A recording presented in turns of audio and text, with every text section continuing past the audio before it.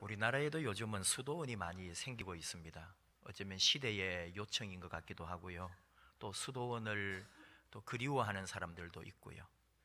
세계적으로도 유명한 수도원들이 아직도 건재하고 있고 또 이름 없는 수도원들도 많이 있습니다. 우리가 밖에서 보면 수도원은 저 안에서 뭘 하고 사나 싶지만은 그 안에 사람들은 진정한 자기를 찾아서 내면의 깊은 문을 열고 들어간다고 할까요? 수도사들은 기도와 묵상과 노동을 통해서 무한히 자신의 내면 세계로 들어가서 주님을 만나고 또 나름대로 영혼을 갈고 닦는 일들을 하고 있습니다. 기도와 묵상, 노동이라는 것, 작업실에서 작업을 하고요, 밭에서 일을 하고요, 또 꽃밭에서 꽃을 키우고요. 수도원에서 눈여겨볼 것 하나는 침묵입니다. 침묵은 필수입니다. 방에서도 침묵, 밥을 먹으면서도 침묵, 일할 때도 침묵, 온종일 침묵할 때도 있습니다. 침묵하는 수도원, 그 침묵이 무엇일까 하는 거예요. 그냥 가만히 있는 것, 말하지 아니하고, 우리 삐지면 그런 거 잘하죠. 말 안 하기 한 3일 동안. 누가 먼저 말하고 누가 먼저 말을 걸고 누가 먼저 화해를 신청하느냐에 따라서 이제 다시 말을 트는데, 그건 침묵이 아닙니다. 그걸 우리는 삐짐이라고 말합니다. 찌질이라고도 말할 수 있죠. 수도사들이 말을 하지 않는 것은 침묵입니다. 수도사들은 침묵을 통해 수없이 물음을 던집니다. 그들의 기도, 그들의 묵상, 그들의 독서까지도 물음입니다. 말하지 않지만 끊임없이 그 영혼으로 말하고 있습니다. 하나님을 향해 묻습니다. 아버지, 당신은 누구십니까? 주님에게 묻습니다. 주여, 이렇게 묻는 나는 또 누구입니까? 수도사들의 그 침묵은 엄격한 규칙만이 아니라 더 풍성한 물음을 던지기 위한 가장 적극적인 대화다, 그런 말이 있습니다. 대화하고 있는 거예요. 소리만 들리지 않을 뿐이지. 침묵은 그 안에서 하나님과 더 깊이, 더 많이 대화하고 있는 거예요. 아무 소리가 없지만 수도원 안에는 영의 음성이, 하나님과 수도사들의 끊임없는 영적 대화가 그 수도원을 감싸고 있다는 것을 우리는 수도원을 멀리서 바라볼 때 그것이 깨달아져야 하는 거죠. 무슨 얘기일까요, 여러분? 주님이 오시는 소리가 들리나요? 이 땅에 예수님이 자박자박 걸어오시는 그 소리 말입니다. 주님이 우리를 찾아오시는 소리가 들리시나요? 예수님께서 오셔야만 할 이 시대, 예수님이 이 땅에 들어오셔야만 될 이 나라, 이 민족, 예수님이 찾아오셔야만 할 이 역사 가운데 주님이 오시는 그 소리가 들리시느냐, 이 말입니다. 이 시대가 보이는지요? 예수님 없이는 더 이상 답이 없는 이 나라와 이 민족과 우리의 앞길이, 우리의 살아가야 될 세상이 보이시는가, 그 말입니다. 예수님께서 이 땅에 오시기 700년 전 이사야라는 선지자를 통해 오늘 말씀합니다. 이사야, 히브리어로 예샤야후, 하나님께서, 여호와께서 구원을 베푸셨다. 참 좋은 이름이에요. 이사야를 통해 하나님 말씀합니다. 위로하라, 내 백성을 위로하라. 하나님이 주시는 말씀입니다. 이스라엘이 집단으로 바벨론의 포로로 끌려가서 포로 생활하게 될 것을 이사야 예언자는 미리 말하였습니다. 나라가 멸망할 것이고 나라가 완전히 포로되어 이 나라가 사라질 것이다. 우리 백성들, 우리 모든 민족은 포로로 끌려가게 될 것이라고, 그 고통과 고난을 당해야 한다고 하나님이 주신 메시지를 이사야는 전했던 거죠. 그러나 또 때가 되면 하나님께서 그 바벨론에서 고국으로 돌아오게 해 주실 거라고, 고통스러운 날이 있겠지만은 백성을 위로하라고 말씀합니다. 백성을 위로하라. 너희는 백성을, 내 백성을 위로하라.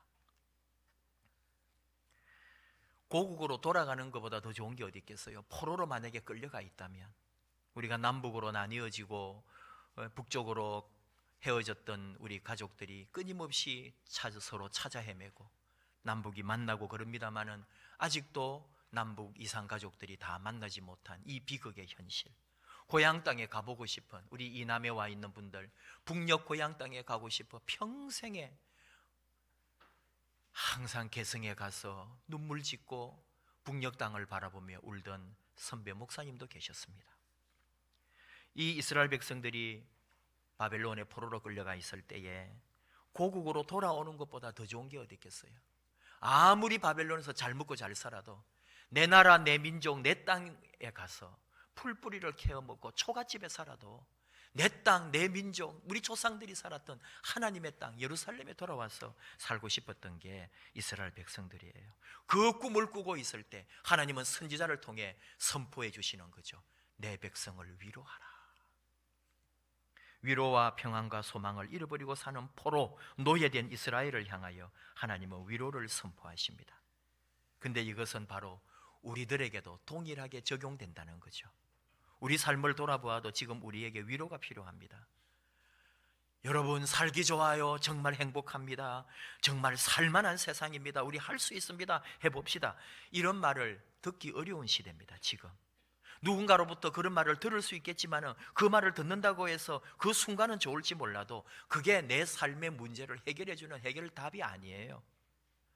우리는 정말 하나님의 위로, 하나님의 평안, 하나님이 함께 하시는 은혜가 필요하다, 그런 얘기입니다. 영원히 내 안에 각인될 수 있는, 영원히 변하지 않는 위로, 영원히 함께 하시는 하나님의 위로가 필요하다, 그런 말이죠. 이사야서를 통해 오늘 노래합니다. 광야에서 여호와의 길을 예비하라. 사막에서 우리 하나님의 대로를 평탄케 하라고요. 물론 이 말씀은 나중에 이루어질 포로가 고향으로 예루살렘으로 돌아올 때에 그 길이 닦여지고 길이 열릴 것을 말하는 거예요. 그래서 4절 말씀처럼 골짜기마다 도두어지고 산마다 언덕마다 낮아지고 고르지 아니한 곳이 평탄해져서 험한 곳이 평지가 되어서 포로가 된 사람들이 고국으로 돌아올 때 그 길에 대로가 열려서 높고 낮은 것이 없이 다 평지가 되게 해주시겠다는 하나님의 그 언약의 약속인 거죠. 그런데 여기에 나오는 말씀 중에 우리가 또 볼 말씀이 있다 이거죠. 그냥 해방이 아니고 그냥 자유가 되고 그냥 포로에서 고국으로 돌아오는 게 아니라 오늘 말씀에 2절 말씀에 그 죄악이 사함을 받았느니라, 그렇게 말씀합니다. 죄를 용서받았다는 거예요. 그 죄악이 용서됐기 때문에 고국으로 돌아올 수 있고 자유와 진정한 해방을 맛보게 된다는 거죠. 그래서 이 말을 우리는 다시 해석한 거예요. 외치는 자의 소리여, 너희는 광야에서 여호와의 길을 예비하고 사막에서 우리 하나님의 대로를 평탄하게 할 때, 이것은 그저 단순한 정치적 해방, 민족의 해방이 아니라는 거예요. 더 깊은 것, 이스라엘 백성의 죄악이요, 바로 우리들의 죄악, 하나님이 용서해 주셔야 되고 그 죄악을 용서받지 않고서는 해결함이 없는 자유, 해방, 그거를 맛보게 해주시려고 우리 앞에 광야에서 길이 예비되어야 된다는 거죠. 사막에 길이 닦여야 된다는 거죠. 이것이 무엇이냐? 바로 예수님의 오심을 예언하고 있다는 거죠. 주님이 오심을 예언하는 거예요. 그래서 바로 이 3절 말씀은 세례 요한을 가리켜서 700년 전에 하나님께서 이사야를 통해 주신 예언이 되는 거죠. 광야에서 여호와의 길을 예비하고 사막에서 하나님의 대로를 평탄하게 하라. 이것은 바로 모든 죄에서 구원할 하나님의 역사, 우리를 죄에서 사해 주실 예수 그리스도가 오실 길을 닦으라고 하는 하나님의 약속의 말씀이었다, 그런 말입니다. 그래서 죄값을 지불했다고 하는 거죠. 그렇게 예언된 대로 700년 후에 예수님은 유대 땅 베들레헴에 이 땅에 오셨습니다. 사람들의 탄식 소리, 죄악된 세상의 구원을 위하여 예수님이 인류 역사 가운데 뛰어들어오신 거죠. 그리고 그 이후에 지금까지 예수님 오신 이후 2000년 동안 바로 이 역사, 이 우리들이 살아가고 있는 이 세상 가운데 예수님은 끊임없이 오고 간 수많은 사람들의 영혼을 녹화하고 계십니다. 영혼을 찾아오십니다. 그리고 구하해 주시고 사랑해 주시고 새 생명을 주시고 은혜를 주십니다. 바로 그 예수님이 이 땅에 오신 그 날을 기억하여 그 예수님 오시는 날을 기념하고 기다리는 시간이 성탄, 우리 대림절 기간인 거죠. 아기 예수님으로 오시는 그 주님, 근데 그 주님이 오시는 소리가 들리느냐 그 말이에요. 우리 귀 속에, 우리의 영의 귀에, 우리의 영혼 속에 주님이 오시는 소리가 들리고 있습니까? 그 얘기인 거예요. 온 세계 역사 가운데 주님이 지금 오고 있는 시간, 이 세상 하나님께서 어쩌면 심판하시려고 주님은 또 오고 계시잖아요. 그 주님이 오시는 시간, 그 주님이 오시는 소리가 들리십니까? 하는 질문입니다. 설교를 준비하다가 님이 오시는 소리, 이런 가곡이 생각이 나서 찾아봤어요. 님이 오시는 소리가 아니더라고요. 님이 오시는지, 님이 우리 성악가 앞에서 못하겠어요. 우리 지휘자가 있어가지고 님이 오시는지더라고요. 근데 그 님이 오는 소리 들어봤는데 해가지고 다 찾아보니까 님이 오는 소리라는 가요가 있었어요. 박인희 씨 시절에.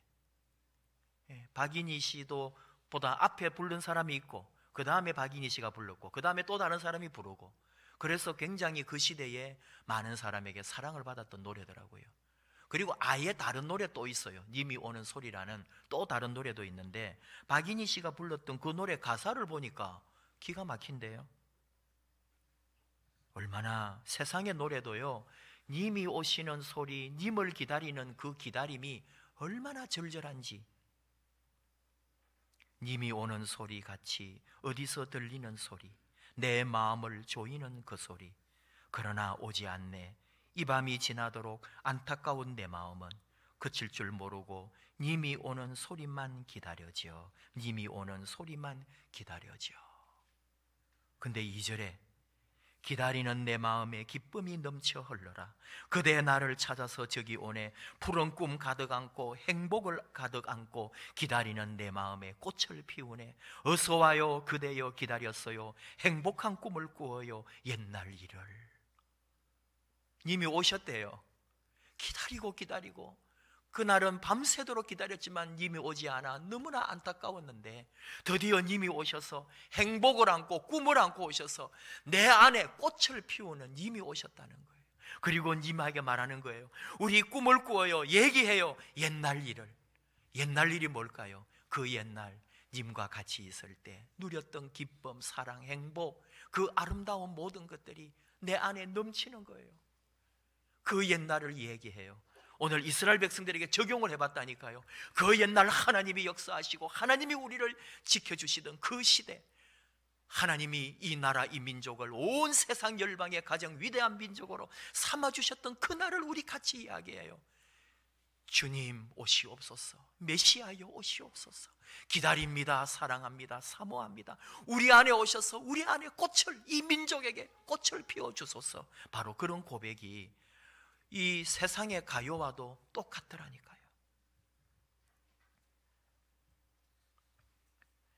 예수님을 기다리는 거, 여러분, 우리 마음 안에 주님이 오셔서 내 삶에 새로운 꽃을 피우고 다시 주님과 더불어 행복했던 그 시간들, 나의 삶 속에 주님이 모든 것이었고 내 인생에 주님이 주인이셨고 내 삶의 모든 것을 그분이 이끌어 가시던 그 시간을 꿈꾸고 그 시간을 다시 보면서 주님 오셨을 때 주님과 함께 나누는 거죠. 그 옛날 아름다웠던 주님과의 추억을. 이제는 이렇게 시들어버리고 이제는 이렇게 메말라버리고 이제는 주님의 나라도 빼앗겨버리고 세상에 파묻혀 사는 우리들. 그러나 주님 오셔서 다시 나를 그 옛날 주님과 더불어 행복했던 그 시간을 노래하고 같이 나누게 하소서. 저는 그렇게 이 가요를 묵상을 했습니다. 주님의 소리를 여러분 듣고 계십니까? 한 번씩 얘기했는데요, 저는 소를 참 좋아합니다. 그리고 소고기도 좋아하는 게 이상해요. 시골에서 자랐기 때문에 우리 부모님이 키우신 거지만 저는 소를 어릴 때부터 많이 먹이고 또 어릴 때부터 초등학교 시절에도 막 쇠죽도 많이 끓여봤고요. 또 낫질 같은 거는 못하지만 아버지가 배워온 풀 잘 소에게 갖다 먹이고 그 다음에 소 거름 같은 거 다 제가 쳐서 걸음간에 다 갖다 놓고, 그런 거를 어릴 때부터 초등학교, 중학교, 고등학교 때까지도 했습니다. 대학에 이제 객지 생활하다가 한 번씩 집에 와서는 아버지 일손 좀 하나라도 더 도와드리려고 있어봐야 하루 있다 가는데 그 소마구간 깨끗이 치워놓고 제가 온 날은 아침, 점심, 저녁 소는 제가 다 먹이는 거죠. 제가 대학을 졸업하고 군대를 가가지고 잠깐 공백이 있어가지고 집에 있었거든요. 그러니까 잘 됐다. 우리 아버지 아침, 점심, 저녁 소 때문에도 힘들고 논일도 힘든데 그 소 먹이는 것 때문에 신경이 항상 예민하다고요. 어디 외지에 나가 있어도 소죽 때문에 그 일을 마음대로 못하고 누구 정말 못 오면 옆 사람에게 부탁을 해서라도 옆집에서 그 대신 소를 먹이기도 한다고요. 그러니 제가 있으니까 제가 다 했죠. 저는 정말 소를 참 좋아했어요. 어릴 때도 그 소 눈망울이 너무너무 좋았어. 정말 사랑했고요. 정성껏 소죽도 그 어릴 때는 소죽을 끓여 주었는데 나중에 제가 어느 시점에 가보니까 소죽을 끓이는 집도 없고 그런 목장도 없더라고요. 다 그냥 생 여물을 주고 생 사료를 그냥 퍼주더라고요. 그렇게 그냥 소가 자라요. 그러니까 저는 소를 볼 때마다 너무 내가 한번 소죽 한번 끓여줬으면 좋겠다. 얼마나 구수하고 그 소죽을 끓여 놓으면요 그게 정말 얼마나 찰지고 맛있어 보이는지 몰라요. 제가 한번 삼키지는 않아도 맛을 봤다니까요. 소죽을 끓이고는 이렇게 구수할 수가 있나. 너무너무 잘 먹어요. 정말로 잘 먹고 좋아해요. 그렇게 먹여야 될 텐데 완전히 맛도 없이 그냥 생사료에 그냥 막 그 마른 짚을 그냥 부어주는 거예요. 얼마나 맛없을까요? 제가 잠깐 공백 기간에 집에 이렇게 있으면서 이제 군대를 가야 되니까 굉장히 마음이 안 좋죠. 아이고 즐거워라, 군에 간다, 아이고 기쁘다. 그런 사람이 어디 있어요? 어떻게 하든지 군에 안 가려고 하고, 졸업할 때까지 안 간 거 보면 아시겠죠? 얼마나 군대 가기 싫어가지고 어머니는 1학년 2학년 마쳤을 때부터 군에 가라고, 너 빨리 군에 안 가냐 그러는데 아유 하고 하면서 자꾸 4학년까지 마치고 이제 군대를 가려고 하니 집에 있으니 그게 내일 모레 이제 군대 가고 마음이 찹찹해가지고 밤에도 잠이 안 오는 거예요. 그래가지고 잠이 깨요. 그냥 새벽에 2시에 한두 번이 아니에요. 그 2시쯤 깨가지고 부모님 또 깨실까봐 살금살금 나와가지고 마당에 갔다가, 그리고는 괜히 왜 소마구간에 들어갔는지 모르겠어요. 소들 잘 자는데 소가 보고 싶은 거예요. 그래가지고 괜히 들어가가지고요 불을 또 켰어요. 그러니까 소들이 자다가 눈을 탁 뜨고는 저를 샥 돌아봐요. 제가 그랬어요. 자나 소들아, 밤이라고 자냐? 그러니까 잔다 그러면서 이래 있더라니까요. 그래가지고 잠이 안 온다 그러면서, 그러니까 소들이 듣고 있다니까요. 제가요 그렇게 짧은 기간들이지만은 제가 가면 소들이 얼마나 좋아했는지 모릅니다. 낮에도 발자국 소리가 들리잖아요. 이 문 들어가는 문과 방향이 다르기 때문에 쳐다보지 않고는 사람이 누군지를 몰라요. 그런데 다른 사람이 오면요 반응 안 해요. 소들도 낮에는 서 있기도 하지만 앉아 있기도 합니다. 많이. 근데 제가 가면 일어나요. 왠지 알아요? 제가 쇠빗 같은 걸로 소들을 다 긁어주고요 그 털을 전부 깨끗하게 정리해 줬거든요. 그러니까 제가 오면은 소들은 알아요. 다 자기들을 시원하게 해줄 줄 알고. 뭔 얘기인지 알아요 지금? 소들도 주인을 알고요, 소들도 자기를 기쁘게 해주고 좋게 해주는 사람을 발자국 소리만 느낌으로도 알더라니까요. 근데 우리를 사랑하여 나를 위하여 목숨까지 생명까지 내어주신 주님이 오시는데도 모르는 거예요. 아무 생각이 없는 거예요. 주님이 오고 계신데도 그 주님을 예비하고 주님을 맞이할 준비도 하지 아니하고 주님이 오시는지 안 오시는지도 아무 생각도 없이 나 살기 바쁘다고 이 세상 살아가고 있다니까요. 소보다 못할 수가 있어요. 여러분 집에 우리 반려견 키우시는 분들 좀 거짓말을 해서 아직까지 우리 집 청에 오지도 않았는데 아직까지 나 이제 우리 집이 7층이라면은 나 아직 2층, 3층 엘리베이터 오고 있는데 강아지는 벌써 알고 지금 문 밖에 기다리고 있다니까요. 그래요, 안 그래요? 그 정도로 강아지들도 주인의 발자국과 주인이 오는 소리를 다 듣고 알고 있는데 우리는 예수님 오시는 소리를 전혀 듣지 못하는 거예요. 생각지도 않는 거예요. 그리고는 주님이 오셨는데도 못 알아봤잖아요. 아무도 주님을 알아보질 못하는 거예요. 기다린 사람들만이, 주님을 기다렸던 시므온 같은 사람만이 아기 예수를 보는 순간 주님이 오셨다고, 이제 내가 죽어도 좋다고 고백했잖아요. 사람이 짐승보다 못할 수도 있다는 거죠. 누가복음 12장 56절, 외식하는 자여 너희가 천지의 기상은 분별할 줄 알면서 어찌 이 시대는 분변치 못하느냐. 주님의 심판을, 주님이 오시는 시간을 우리가 모르고 있다는 거예요.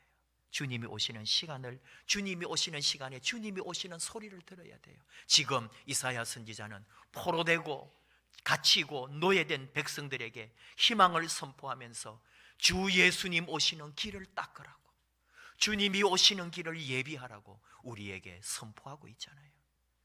주님이 오십니다. 우리는 주님이 오시는 소리를, 주님이 오시는 느낌을 우리 안에 깨달아야 되겠죠. 기쁜 소식을 알리는 전령들이 있습니다. 주님이 오시는 느낌을 여러분 우리에게 전해주는 많은 우리 안에 사건이 있다니까요.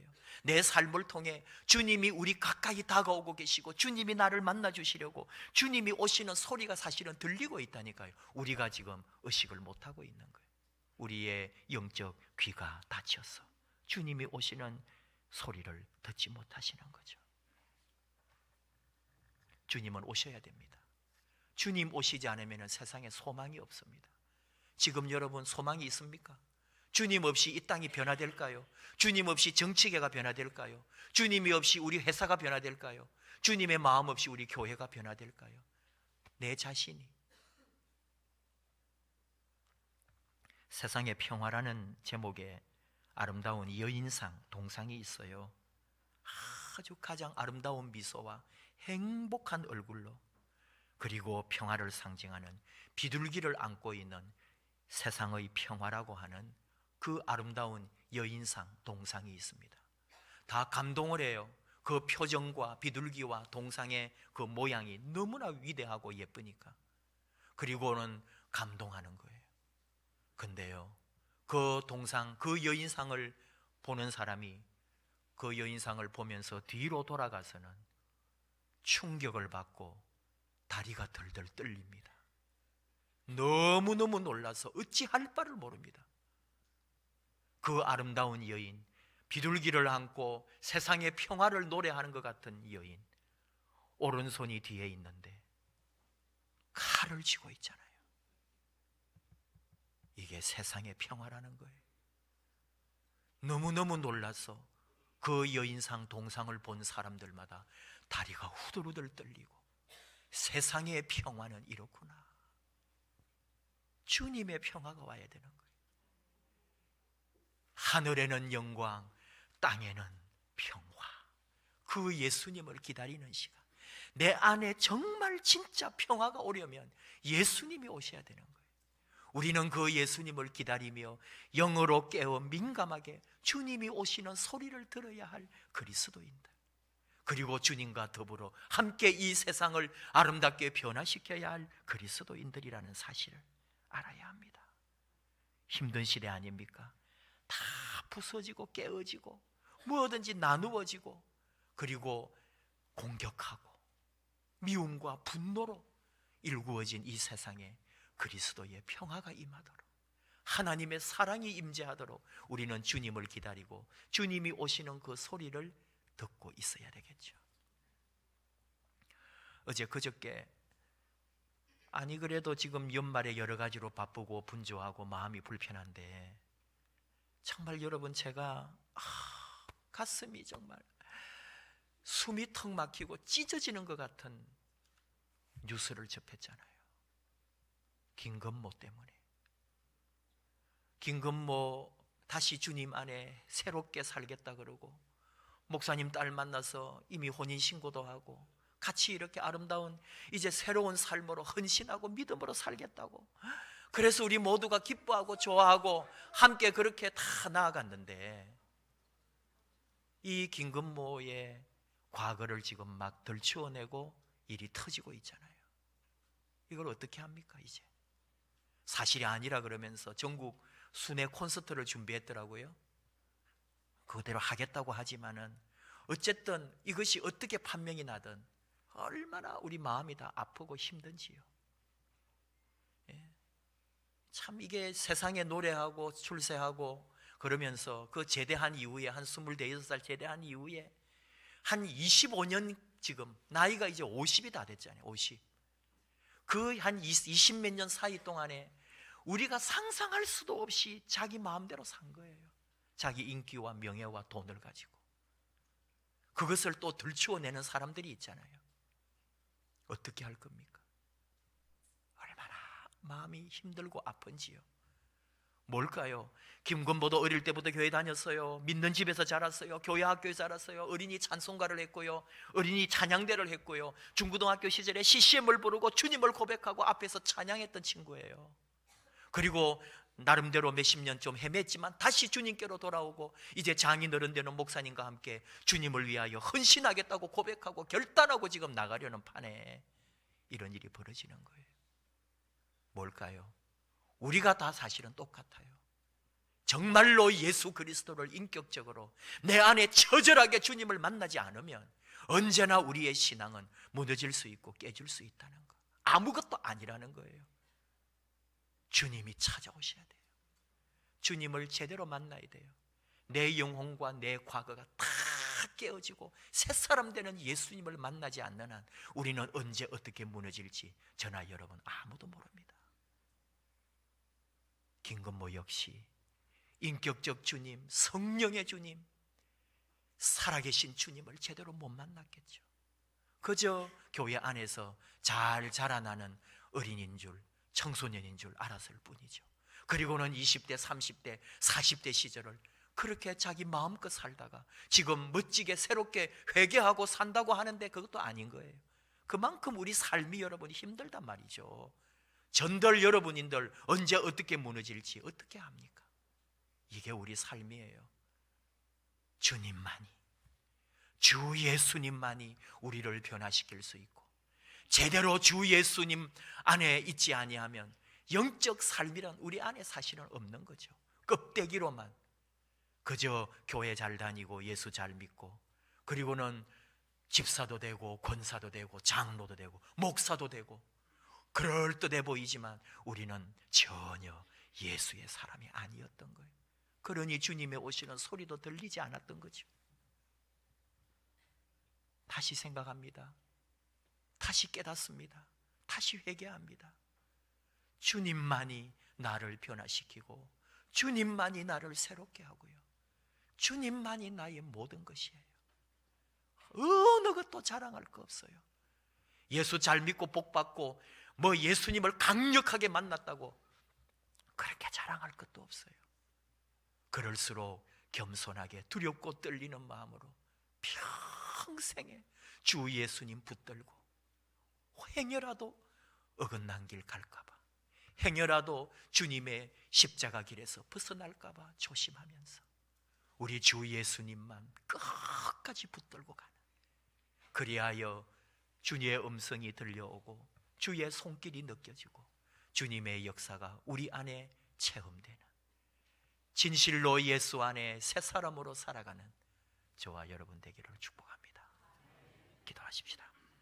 하나님 아버지 감사합니다. 부족합니다. 저희들 너무 연약합니다. 언제나 넘어지고 언제 죄 지을지 모르고 언제 들통나서 온 세상에 먹잇감이 될지도 모르는 저희들임을 고백합니다. 주님 다시 만나기를 원하고 주 예수 안에 다시 서기를 원합니다. 주님만 바라보고 가기를 원합니다. 오늘도 이렇게 아버지 앞에 나온 사랑하는 자녀들 안에 함께해 주시고 우리 주님이 오시는 이 역사, 주님이 오셔야만 하는 이 시대 간절히 사모하고 기다리며 주님을 위하여 길을 예비하고 주님을 위하여 길을 닦는, 준비하는, 주님을 기다리는 저희들 되게 하여 주시옵소서. 주 예수여 오시옵소서. 우리를 변화시켜 주시옵소서. 예수님 이름으로 기도하옵나이다. 아멘.